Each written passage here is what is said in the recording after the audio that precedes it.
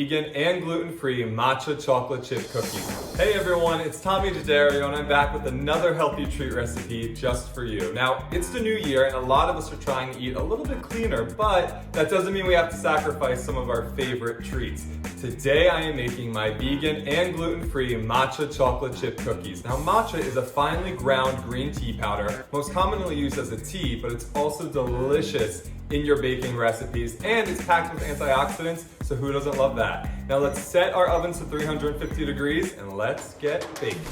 Put in 2 cups of almond flour, 2 teaspoons of organic matcha powder, look at that beautiful green color, half a teaspoon of baking soda, and half a teaspoon of pink Himalayan sea salt. And now we move to the wet ingredients. So we're gonna start with our coconut oil. You wanna make sure it's in liquid form, not solid, and we're gonna do 3 tablespoons of that coconut oil.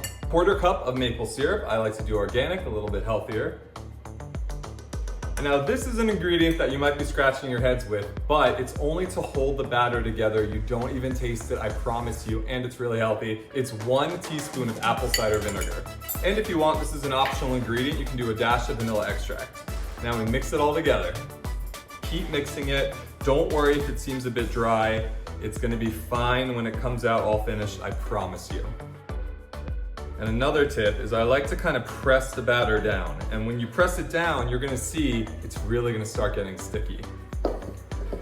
All right, and the last finishing touch, half a cup of chocolate chips. So you could really throw in any kind of chocolate you like. Now we're about to get a little messy, but that's the fun part, right? So you wanna dive into your batter and get about a teaspoon's worth, roll it into a ball, put it on your baking sheet, and then press down lightly so it's a pretty flat ball. The flatter it is, the better it will bake. All right, grab your first batch of cookies and put them in the oven for about 10 to 12 minutes. All right, let's check them out. Oh my God, you guys. These smell incredible. Wow. So you want to make sure you let these cool for about 20 minutes so they'll get nice and firm. You guys, I have to go dive in. Rach, thank you so much. Stay safe, everyone, and have fun. Tommy, I love and miss you so much. You're such a dear friend. And now I'm a little sweet on you too. How about that?